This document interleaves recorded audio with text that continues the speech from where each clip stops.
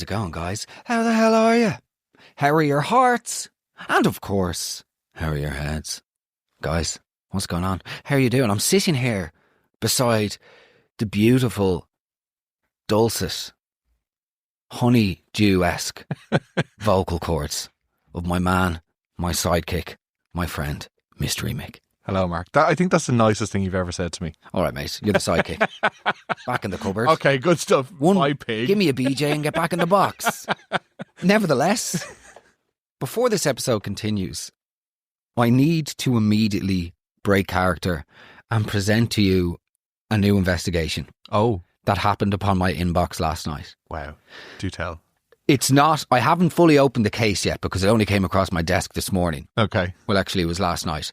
But this is absolutely insane. Now, I have to change locations because this would be libellous should, nevertheless. Okay. Mark, I have a new investigation for you. Inserts name of the place. Not in Dublin. Former Spanish au pair who got sacked after a few very unusual weeks minding the kids, refused to leave the country and stayed for years, now here for. We were at an 80th last night in blank pub, 50 years in business. Anyway, Spanish was there, talking to all the old men in caps lock. It was odd and obvious. When I asked who she was, I was told by several people that she lives local now and gives hand jobs to the locals for €20 in the other pubs, and then names the blank pub and says no, but they wouldn't have it. No. Boys, pack your boots. Boots. That is... What? I want to meet her, not... Oh, do you? Yeah. You got a score there, mate, do you? You got the lend of 40 and be... That's absolutely mental. Hand jobs? Yeah. Wildly underrated, I would say. Would you? Criminally so. I would go as far as saying I would prefer to... So... Really? Yeah. Put the labello away there, Chief. That Savirax won't do you any favours around these parts. Mystery Mick slipping into the studio with a flagon of Carmex in his satchel. Your lips aren't good here, my boy. Also, I'm married and expecting a child. Absolutely. A lovely baby. So, yeah. I'm kind of So I said, I just wrote back on, this is world class. I definitely want it for an episode of the Roast Mortem. Maybe next week, as we have part 2 of the love letter scenario this week. The individual has then sent me the person's... Oh my God. What? They've sent me the person's Instagram. They've got a bit of a following. Genuinely. Man, they've got like more followers than Mystery Mick. You need to step up the old hand jobs, boy. So there you go. We've got an investigation on our hands. But now... Literally and figuratively. On our hands, in our hands, around the palms. Another bit of news for you. Okay. If you're from the West, Galway, Clare, Mayo, Sligo, anywhere, the southern tip of Doonanall, stay tuned. I'm working my bollocks off in the background to try and get a live show to you before the baby arrives. Very exciting. It would be, if it happens, it would be the last ever show of good stuff. Oh. It would be the last show of 2025. Yes. It would be a historic end to a debut run of a mini national tour in ways. Absolutely. I got one email from Galway yesterday and they're recommending a venue called the Town Hall. Okay. It's a big venue. Like a really big venue. Really? So I'm a bit scaredy. That's okay. So if you're from... Michael has the hand at the ready. Don't be worrying about that. If you're from the West and you want me to come with my little friend Mick, steady on now. Enough of the euphemisms. The juvenility knows no bounds. If you're from the West and you want us out west, as pretentious tools from South Dublin call us. The West is best. Oh, worst Instagram caption ever. As soon as they hit the fucking M50, the Gansey Nullugs come out. The thatched sort of the wind that shakes the barley wardrobe comes out, and they start saying West is best, and the guys think it's appropriate to wear a flat cap, looking like some low grade Peaky Blinders watching plonker. So I am not a plonker. Anyway, I am a plonker. Guys, that's all for the intro. That's all I have. But if you want me to come out west, let me know. It's going to have to happen soon, and we're going to have to go in hot and heavy and shoot for the stars and go for a big venue because there's no small venues available. It's squeaky bum time, as the fella says. Let's get it done. Last but not least. Oh. Yeah, there's a third bit of news. What's going on? But a bit of maintenance here. Okay. Handyman, if you... in keeping with the hand jobs. I mean that about the hand jobs being better than blood. Anyway, a woman messed me. Okay. In a hotel in Italy. And had a very, very peculiar experience. Okay. Involving a masseur. Anyway, it's too graphic for me to repeat now. But she said, I want you to go over to the hotel and see if the same experience happens to you. That has given me the idea. Again, this would have to happen before baby. Yeah. Would you, dear listener, be interested in myself and Mystery Mick hitting the road even further than Ireland? And or is there two questions. Where is the most mental place you've ever stayed in Europe? Where is the one location or situation in Europe you would like me to roast, ridicule, review, or otherwise rate and evaluate with Mystery Mick? Love it. Or do you know any Irish people in Europe living a really obscure life that you think needs a bit of studying? And would you like myself and Mystery Mick to go and flank them for 24 hours? I have a great one of that. Who? My friend, like a very good friend of mine who lives in Zurich, is into polyamory and goes to sex parties. Heidi, where the fuck have you been all my life? Yeah. Oh, we have lots to on Earth. Honey, we're going to Switzerland. Switzerland's my favourite place on Earth. Really? So yeah, I was hoping for somewhere cheaper and maybe a little bit more cheerful. Okay. But well, we can get him to. If he scales Mont Blanc, we'll meet him on the Italian border. Yeah, brilliant. Him and all of his lovers. One of them's not happy. That's my theory. Yeah. Anyway, last but not least, swinging. Sorry, we're nearly there. Okay, yeah. Somebody messaged me on Instagram and said that they would fund me to make a documentary on swinging in Ireland. Oh, wow. They'd give me the 20k to make it. Unbelievable. I pulled that figure out of my arse, but it sounds like a reasonable... If you take my fee out, Michael's 3%. What do you think? Yeah, that's a no-brainer. So, if we were to do it, and this is also really important that we say, any documentary on swingers. I have no interest in ridiculing swinging. I have no interest in being like, oh, but isn't it mad the way you're all horny? They are all horny, but everybody is horny is the reality. Yeah. And I have no interest in doing like a schoolyard common room, poke and laugh and go, isn't it mad the way some people are interested in different things? That's not what motivates this. What I am really curious about with swinging is how it affects the conventions in a conventional relationship. How does one engage in swinging, right? And then does that affect the day-to-day thereafter? Okay. Do jealousies exist? What are the rules?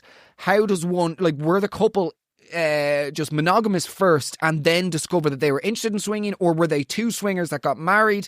I'm really interested in the subculture of swinging, and I would love to talk to people involved in the scene. I've received lots of messages from people around the country who are in the scene. I'm still in the process of figuring out how to totally preserve people's anonymity, because this is something that's not, I have no interest in causing any issues. There are places being named, apparently Castleknock. Really? Castleknock, Greystones. Kinsale is like, you know the way Mecca for Muslims, right? No, but genuinely, right? Kinsale is like the Mecca for swingers, apparently. Really? There's a saying they say you're either married or you're from Kinsale. No way. That doesn't really make sense. Okay. But I get it. I get it. Yeah. So apparently, philandering knows no bounds in Kinsale. Okay. Let's go to Kinsale. So we could be going to Kinsale. But if you're into swinging and you want to talk to us, or if you think that this documentary has merit, let me know what you think. I would love to go... I'd like to take it from a different angle. I've no interest in just going, oh, there's a couple here and they have sex in the bushes. Yeah. We've done that. We can do that in different contexts. I'm not interested in slagging people for stuff that just they enjoy. That's completely consensual and fun. 100%. So... Let's go deeper. Let's go deeper, you horny bastards. You dirty little miscreants. Zip yourselves up if you want an interview, you dirty old porn willy wagon bastards. Welcome back to the Weekly Roast. He's back, you fucking freaks. You fucking sex-starved majokes. You horny foreskin squealing, arse licking, minge wanting, tit grabbing, goot squeal.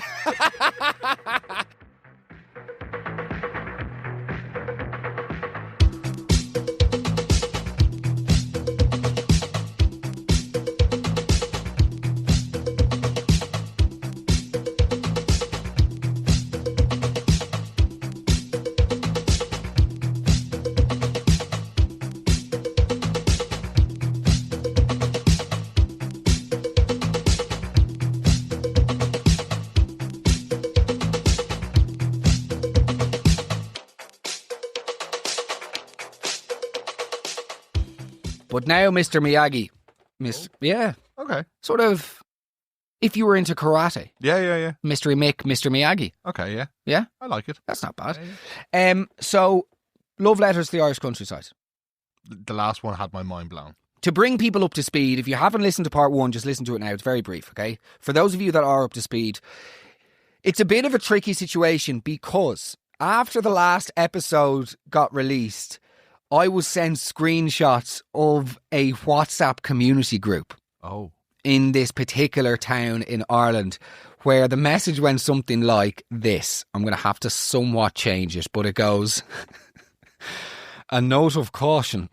Just to bring your attend, not even attention, just to bring your attend. Like if you're writing in about horny love letters, get the grammar correct. Yeah, if it's a formal communication, we're not abbreviating. You know, a note, is bring to your attend a thing? No, definitely not. Okay. A note of caution.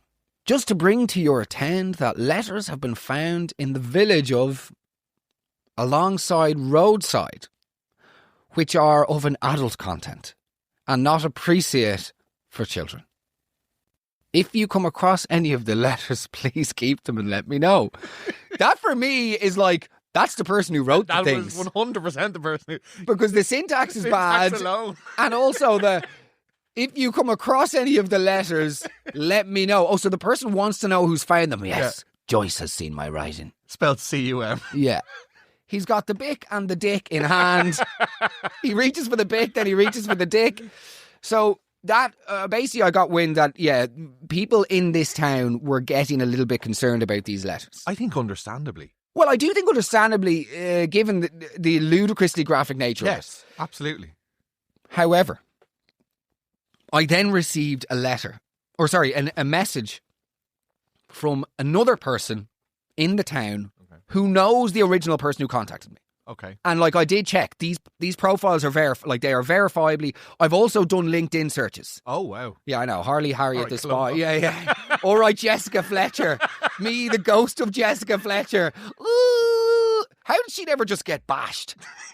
No, like genuinely, that's not a go at Angela Ainsbury. Thanks for coming to West Cork and investing in the local economy. We get it. But like how, and that's also not making light of anybody getting bashed. Yeah. But how, like Jessica Fletcher walks in and there's a guy there with 2 sawed-off shotguns in his hand and she's like, spits out a Murray Mint and is like, you see, I knew it was you because that evening we went to the theatre. You clapped at the interval, but nobody, not a murderer, would clap at the interval. And the guy goes, oh, bollocks. You've got me on this desert island. You got me, and the police aren't anywhere here. Yeah. Yes, that's how I knew. I'll put down these guns. No witnesses. She reaches for her fisherman's friend, but because she's got the yips, she sort of grabs. She presses the panic alarm by accident, in case she has a fall. And she's like, "Oh no!" And now us harpooned on this desert island. And have you called the police yet? No, because there's only one working telephone, and it's in the lighthouse, and there's a torrential rain outside. Oh, okay. Well, I better give you the bayonet and the samurai sword. You've gotten me, Jessica. Completely mental.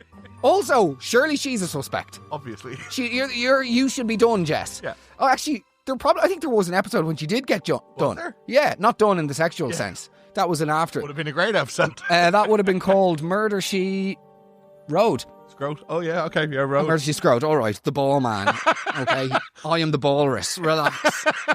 Anyway, yeah. Where were we? So yeah, I ran these names through LinkedIn. Yeah, we have another contact. So we have another contact, and they are all legitimate people, because I did think that initially maybe it was the person who emailed me first or DM'd me first that was the individual. Yeah. It's not. So, timeline. The first letter... So sorry, there's a third letter. Mm-hmm. The first letter from 2022 was found by blank. She was working as a sub in our blank school in Blankstown. Okay. She found it on the blank, she found it on the road outside and gave it to her principal, who told her to get rid of it and not tell anyone. Oh. Yeah. So the second letter was then found by somebody else who's a neighbour of one of the other people. And that was in 2023. And then the third letter has been found 2 weeks ago, whenever this person first emailed me. Mm. So 3 letters over 3 years. That's wild. Now, are we ready to hear the third letter? I don't know. I'm having a good day so far. Well, okay, let's go. Let's go. Hi, real good news. I'm not working next Friday, so I have the weekend free to do what I want. As you know, Kevin left me, and he is now living with Sarah. So I'm here on my own, and it gets very lonely. You can guess what I want to say to you. So, when you call around Friday morning, we can have a nice meal here, then we can sit back on the couch and watch telly. And we can have a good snog on the couch. And if you make me horny, we can go up to bed. And I will let you even ride me. I'd say we would be great in bed, and we could ride all night, and you can even stay over. We can have a good riding session. I'd really love to let you up on me, just sliding up and down on me. I just might let you keep riding me. I would say you're a good man in the sack. I'd like you to finger me, so I can get horny before you stick your flute into me. See you later on. Always the flute. This is complete madness. What began as a sort of like parochial little old Irish tale of intimacy, like War of the Buttons. Yeah. Whore of the Buttons. So, what are your thoughts here?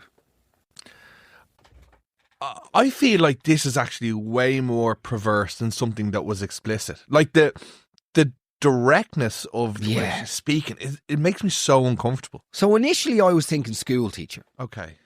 Then somebody wrote under the last episode of the podcast where they said that it could have been an au pair with limited English. That's very interesting. An au pair, a Spanish au pair who's going to pubs on the weekend. No, but initially I'm going, okay, yeah, maybe it could be somebody with limited English. However, the syntax I feel like is too Irish. And using things like snog on the couch and then like, if we get horny. Yeah. When last week it was all about snogging and we'll definitely be getting horny, we'll be snogging all night. And then, so if we get horny, we'll go up for a good old riding session, as they call them. And then... a little trot around the bedroom. Just like a full... Anybody that calls it a session, like, come on. 14 minutes isn't a session on a good day. But like, then they get up and they're mid-riding session and then it's like, you could finger me. Yeah. Because that would also make me horny before you stick your flute in. Has this person, like, used a Tamagotchi to download their sort of very rudimentary comprehension of what intercourse is? It's very... I feel like there's a lot of... because I don't think it would be an Irish au pair. One, because, yeah, the colloquialism's like snogging. But also, there's like an underlying bit of shame, I feel like. You know, if I get horny, then we'll do this. Like, they're not fully comfortable in this fantasy. So yes, I completely agree. I feel like this is somebody who doesn't have sexual experience. Yes. And I feel like they are embodying what they believe to be very sexual, which is a sort of old, in their words, by the way, not mine, but like an older woman who has been divorced, somebody has left. Yes. And as a result, she is fizzing at the slate. Just, you didn't have to do that. Sorry. Fizzing at the slate. I heard that not from me, by the way. I heard somebody very close to me say that recently, and I was absolutely disgusted. Fizzing at this slit. It's the worst thing I've ever heard, but I was waiting for a context to say it. This just seemed appropriate. Yeah. Not my nephew's communion on Friday. They don't do communions in August. I know, it's a gag, Miriam. Anyway, I think, they're trying to embody this character of like a lonely old wanting spinster. Spinster. That's the word that comes to mind. And then they're revealing, in my opinion, their own inexperience with how the sort of timelines of sexual activity. Totally. And I feel like, have you ever, like, maybe even back in like drinking days, you're telling a lie and you just start building on it bit by bit. So she's just getting lost in this fantasy and she's like, and then you finger me. Yeah, and then you do this. And then you do this. And it's just complete. It's basically like think of sex things quickly. Yeah. So, my theory is, and I'd like to, if you're listening to this, comment your theory below, but my theory is that, and it's probably why I'm reluctant to go much further, because I think it's probably a lonely person. It's either, it could be a man. I'm going back at myself here, but it's actually probably a man. Okay. Do you remember the previous thing? They were obsessed with how big the guy's penis was. Yes. and they named a name now. We've obviously blanked out the names. I would say it's either the guy with the big, fictional or otherwise Big Willie. Yeah. I'd say it's the Big Willie who's doing the writing, who does want people in the town to think that he is a Big Willie. Like, it's a form of flashing. It's like a literary exposure. Sure. Or it's just a lonely person. But then they intended somebody to read these. That's the thing. The names aren't of people that live in the town. So that's the confusing thing. Yeah, I feel like the fact that they're being, like, if you find one, you might think, okay, green bin gets torn apart, that's fine. But, like, over a period of time, they're being left. So how many letters haven't been found? This is definitely like a habitual behaviour. Very true. So there's nearly like a voyeuristic nature to it. There is. Not to leave you on the cliffhanger of all cliffhangers, but I received a DM yesterday, or no, it was on Sunday night, and I still haven't replied to it, and I'm almost afraid to click into it, from a person, and she said, hey, bear with me one sec, I'm going to have to try and find it. Hi Mark, I've just been sent your William Smutler Yeats series of podcasts. Absolutely hilarious. How would I never come across your podcast before? Good question. I was wondering, would you be able to send me the screenshots of some of the messages that he sent? Because I am fairly sure from listening to the podcast that it's my best friend, blank.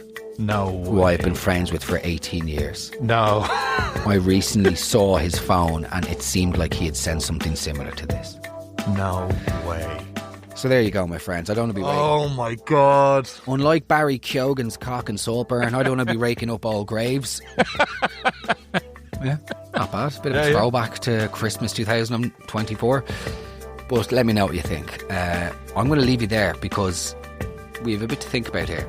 There's a lot of info. This is a lot of questions have come up in today's show. Yeah. As always, you know what to do. Comment below. This is something that we have to ask for. Comment below the show. Be like, great job, guys. Nino podcast, guys. Love the show. Brilliant. Legends.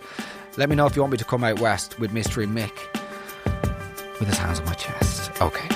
Mind yourselves. See you very soon. Stay blessed, as they say. All the best, guys.